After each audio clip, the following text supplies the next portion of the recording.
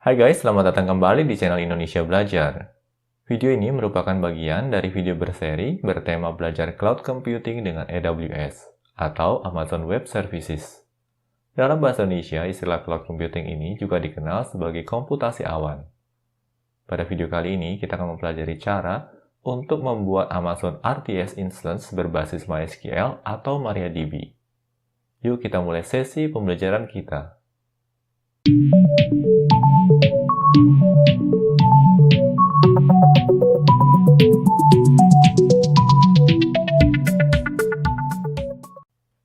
Oh ya guys, sekadar mengingatkan bagi kalian yang belum subscribe di channel Indonesia Belajar ini, pastikan kalian untuk subscribe dan aktifkan juga tombol loncengnya. Karena di tiap minggunya kami akan selalu mengupload video-video tutorial terbaru terkait dunia IT. Jadi pastikan kalian untuk stay tune terus di channel Indonesia Belajar ini. Sebelum kami memulai sesi panduan, pertama-tama kami ingin memberikan pengantar terkait Amazon RDS. RDS merupakan kependekan dari Relational Database Service. Sesuai dengan namanya, Amazon RDS menawarkan layanan relational database yang scalable. RDS mendukung beberapa relational database engine seperti MySQL, MariaDB, PostgreSQL, Oracle, dan Microsoft SQL Server. Selain itu, AWS juga menawarkan Amazon Aurora. Ini merupakan relational database engine yang memang dirancang untuk berjalan dengan optimal pada cloud platform. Amazon Aurora menawarkan kompatibilitas dengan MySQL atau MariaDB dengan performa yang diklaim jauh lebih baik. Pada video berikutnya, kami akan bahas lebih lanjut terkait Amazon Aurora ini. Nah, pada video kali ini kita akan bersama-sama mempelajari langkah untuk membuat RDS instance berbasis MySQL atau MariaDB. Di sini pertama-tama kami login terlebih dahulu dengan AWS account yang kami miliki. Bagi kalian yang belum memiliki AWS account, kalian bisa melakukan proses sign up terlebih dahulu. Pada deskripsi video, kami akan menyertakan link untuk mengakses dan juga sign up AWS account.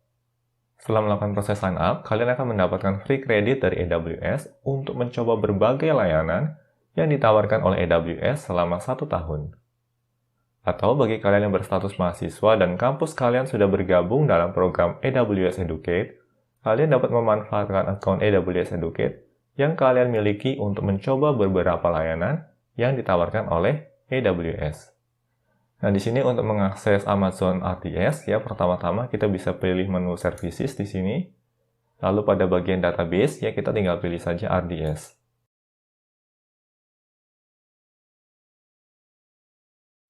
Selanjutnya kita akan diarahkan pada dashboard Amazon RDS. Nah, di sini pertama-tama kita akan create database terlebih dahulu. Kita cukup tekan tombol create database di sini. Lalu berikutnya kita akan dihadapkan pada beberapa langkah. Ya, langkah pertama ini terkait dengan database creation method. Di sini kita akan pilih standard create saja. Lalu berikutnya kita dihadapkan pada beberapa pilihan database engine. Nah, bisa kita lihat di sini ya guys, setidaknya ada 6 database engine yang bisa kita pilih. Ada Amazon Aurora, MySQL, MariaDB, PostgreSQL, Oracle, dan terakhir adalah Microsoft SQL Server. Nah, untuk sesi pembelajaran kita kali ini, kita akan pilih MariaDB. MariaDB merupakan fork project dari MySQL setelah MySQL diakuisisi oleh Oracle. Kebanyakan penggiat open source, termasuk kami, akan lebih memilih MariaDB daripada MySQL. Lalu berikutnya terkait dengan versi MariaDB, kita akan pilih yang default saja di sini. Selanjutnya terkait dengan templates, di sini kita akan pilih yang free tier. Lalu berikutnya terkait dengan DB Instance Identifier. Nah, di sini kita harus beri nama DB Instance kita, ya. Semisal di sini kita mau beri nama MariaDB1.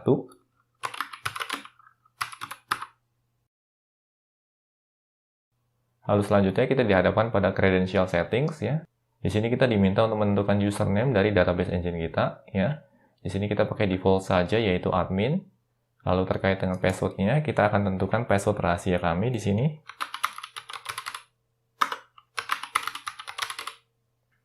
Terkait password di sini ada beberapa ketentuan yang harus diperhatikan. Yang pertama adalah at least 8 printable ASCII characters, artinya harus terdiri dari setidaknya 8 karakter ASCII. Lalu kita juga tidak diizinkan untuk menggunakan karakter slash, double quote, dan @sign pada password kita. Lalu berikutnya terkait dengan DB instance size ya, di sini kita pilih yang default saja. Kita akan pilih DB T2 Micro. Nah, pilihan DB T2 Micro ini akan memiliki satu virtual CPU dengan 1 GB RAM. Lalu berikutnya terkait dengan storage ya. Di sini kita akan pilih yang default juga, di mana storage yang akan digunakan adalah SSD General Purpose dengan alokasi 20 GB. Lalu kita juga akan membiarkan pilihan auto scaling di sini ya, enable auto scalingnya aktif. Lalu berikutnya kita juga akan menggunakan maximum storage threshold yang default yaitu 1000 GB. Nah, di sini maksudnya adalah ketika kapasitas dari database kita mulai membesar dan sudah tidak lagi cukup dengan 20 GB, maka akan terjadi proses auto-scaling, di mana auto-scaling ini tetap memiliki batas ambang atas, yaitu 1000 GB atau 1 TB di sini. Lalu berikutnya terkait pilihan availability dan durability, kita tidak pilih di sini. Dan hal lain yang perlu kita perhatikan adalah terkait dengan connectivity. Nah, untuk sesi pembelajaran kita kali ini, kita mau agar RDS instance kita bisa diakses dari lokal mesin kita. Oleh karenanya ada beberapa pengaturan yang harus kita sesuaikan di sini. Salah satunya adalah terkait dengan public access. Nah, di sini untuk pilihan publicly accessible, kita pilih yang yes. Lalu kita juga perlu mengatur terkait dengan VPC security group-nya. Kita pilih create new saja di sini untuk VPC security group. Lalu kita bisa beri nama security group-nya sebagai MariaDB public ya. Kita coba di sini MariaDB_public. Terkait dengan availability zone ya, kita pilih yang no preference saja. Lalu terkait dengan database port, kita juga akan pilih yang default ya. Di sini adalah default database port untuk MariaDB dan MySQL, yaitu 3306. Lalu untuk beberapa konfigurasi yang lain, kita akan pilih yang default saja. Selanjutnya untuk memulai proses pembuatan RDS instance, kita bisa klik tombol Create Database di sini. Nah, di sini proses pembuatan RDS instance sedang berjalan ya. Dan proses pembuatan RDS instance ini akan memakan waktu beberapa saat. Di sini kami akan lakukan fast forward agar durasi videonya tidak terlalu panjang.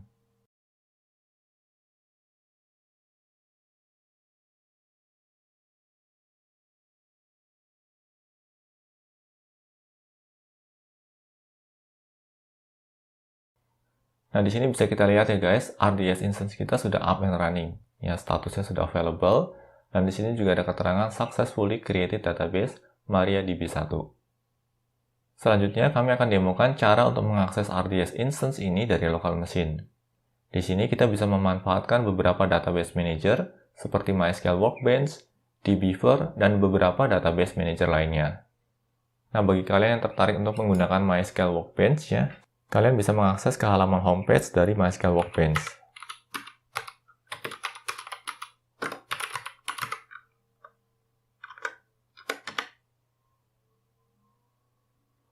Nah, ini di halaman homepage-nya ya. Nah, ini adalah halaman homepage dari MySQL Workbench. MySQL Workbench ini sifatnya multi-platform, artinya kita bisa menjalankan MySQL Workbench baik di sistem operasi Windows, Linux, maupun macOS. Database manager lain yang cukup populer adalah dbeaver. Kita akan coba cari di sini ya guys. dbeaver. Nah, ini adalah halaman homepage dari dbeaver ya. Halamannya di dbeaver.io. Nah, sedikit berbeda dengan MySQL Workbench yang memang dikhususkan untuk akses ke database MySQL, untuk dbeaver ini dapat menangani beberapa database engine yang lain, seperti MySQL, PostgreSQL, SQLite, Oracle, DB2, dan banyak lainnya. dbeaver juga sifatnya multi-platform, artinya kita bisa menginstal dbeaver ini di berbagai sistem operasi, baik Linux, Windows, maupun macOS. Nah, untuk sesi pembelajaran kita kali ini, kami akan menggunakan Beekeeper Studio sebagai database manager. Kita akan coba cari halaman homepage-nya di sini, Beekeeper Studio. Nah, ini dia, ya, halaman homepage-nya berada di alamat beekeeper.io. Nah, serupa dengan dbeaver maupun MySQL Workbench, ya, Beekeeper Studio juga dapat diinstal di sistem operasi Windows, Linux, maupun macOS. Selain itu, Beekeeper Studio juga kompatibel dengan beberapa database engine seperti MySQL, Postgres, SQLite, dan SQL Server. Nah, untuk sesi pembelajaran kita kali ini, kami memilih Beekeeper Studio karena ini termasuk database manager yang simple dan lightweight, serta kompatibel dengan banyak database engine. Pada deskripsi video, kami juga akan sertakan link untuk menuju halaman homepage dari ketiga database manager ini. Nanti kalian tinggal pilih saja mana yang sekiranya paling sesuai dengan workflow kerja kalian. Sini kami close semuanya dulu halaman homepage-nya, ya. Selanjutnya kami akan buka Beekeeper Studio kami. Nah, ini dia, ya, ini adalah Beekeeper Studio. Tampilannya sangat sederhana sekali. Nah, pertama-tama di sini kita tinggal pilih saja connection type. Kita pilih. Lalu kita tinggal tentukan database engine kita. Nah, database engine yang kita miliki saat ini adalah MariaDB, ya. Makanya kita tinggal pilih saja MariaDB. Lalu terkait dengan hostnya, kita tidak menggunakan localhost, tetapi akan kita arahkan ke RDS instance kita. Nah, di sini caranya sederhana, ya. Pertama-tama kita pilih dulu RDS instance kita di sini. Lalu kita bisa lihat di bagian endpoint. Nah, bagian endpoint-nya ini kita tinggal blok saja, lalu kita copy. Oke. Lalu selanjutnya kita kembali ke Beekeeper Studio kita, dan kita paste saja di bagian hostnya. Kita paste di sini, ya. Selanjutnya kita tinggal tetapkan saja username dan password-nya. Di sini username-nya adalah admin, ya. Lalu untuk password, kita tinggal masukkan saja password yang sudah kita tetapkan sebelumnya pada RDS instance kita. Kalau sudah, berikutnya kita akan lakukan uji koneksi dengan menekan tombol tes di sini.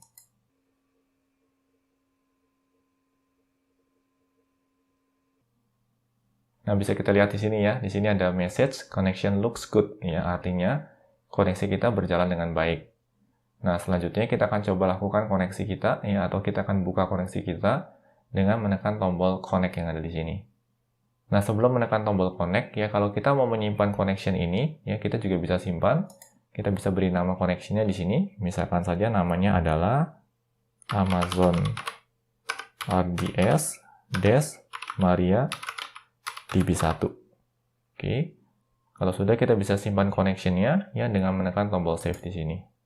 Nah, begitu kita menekan tombol save tadi, ya, maka bisa kita lihat di sini, ya. Di sini connection-nya sudah tersimpan sebagai Amazon RDS MariaDB1. Nah, kalau connection-nya sudah tersimpan, artinya pada kesempatan berikutnya, sewaktu kita membuka Beekeeper Studio, kita tidak perlu lagi menspesifikasikan konfigurasi kita. Dan kita bisa langsung melakukan koneksi ke database engine kita, ya. Nah, di sini kita akan coba tekan tombol connect untuk melakukan koneksi.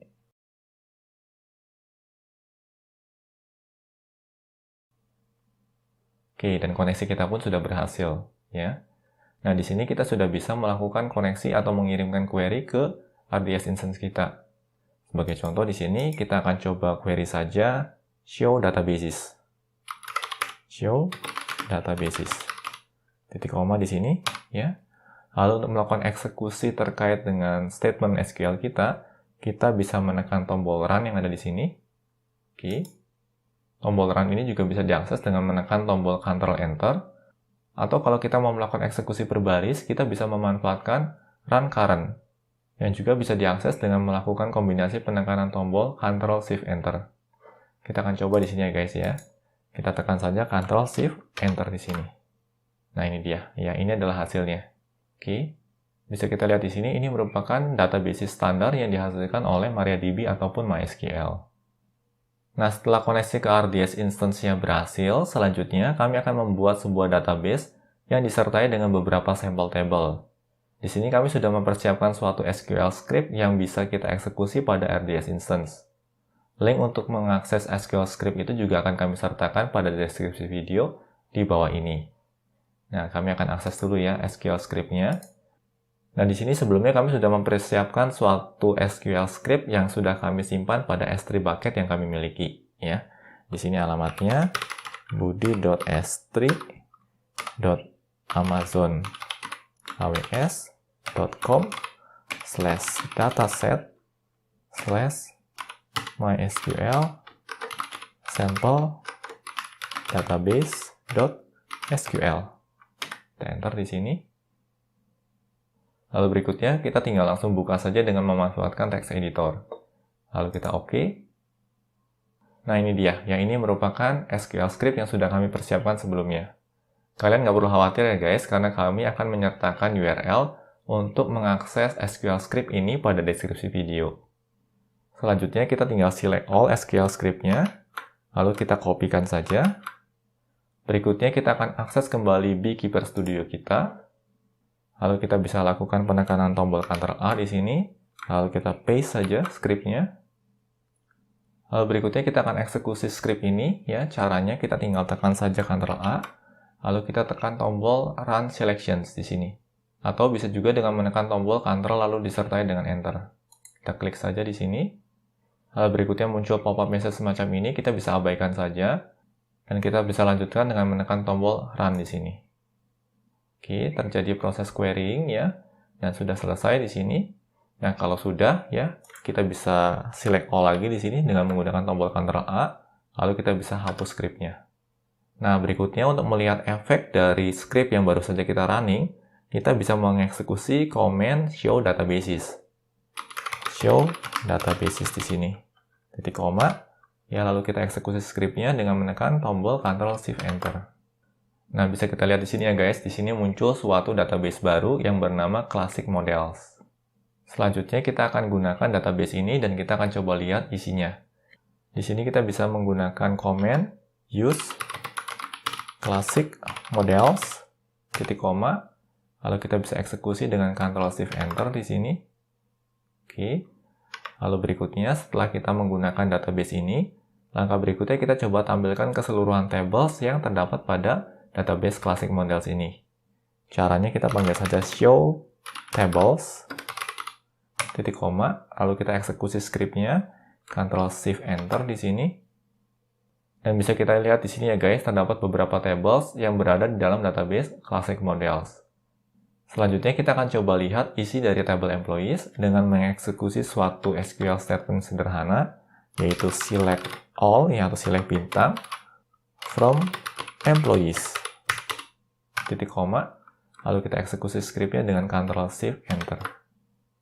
Nah ini dia, yang ini merupakan keseluruhan data yang tersimpan dalam table employees. Nah, bagaimana guys terkait dengan tahapan untuk membuat RDS instance berbasis MySQL atau MariaDB? Harapannya bisa dipahami ya. Di sini kita juga sudah belajar untuk melakukan akses RDS instance kita melalui database manager dari lokal mesin kita. Demikian video panduan untuk membuat RDS instance berbasis MySQL atau MariaDB. Semoga pembahasan dalam video ini dapat membantu kalian yang sedang mempelajari cloud computing berbasis AWS. Pastikan juga untuk terus mengikuti video-video tutorial lainnya di channel ini. Bagi kalian yang tertarik untuk berdiskusi lebih lanjut terkait AWS, kalian dapat bergabung dengan grup Telegram AWS User Group Indonesia. Link untuk bergabung juga akan kami sertakan pada deskripsi video di bawah ini. Oke guys, semoga video ini bermanfaat bagi kita semua. Jangan lupa untuk komen, like, share, dan subscribe tentunya, karena ini akan menjadi motivasi bagi kami untuk terus menghasilkan video-video tutorial berkualitas lainnya. Salam Indonesia Belajar, banyak belajar biar bisa bantu banyak orang.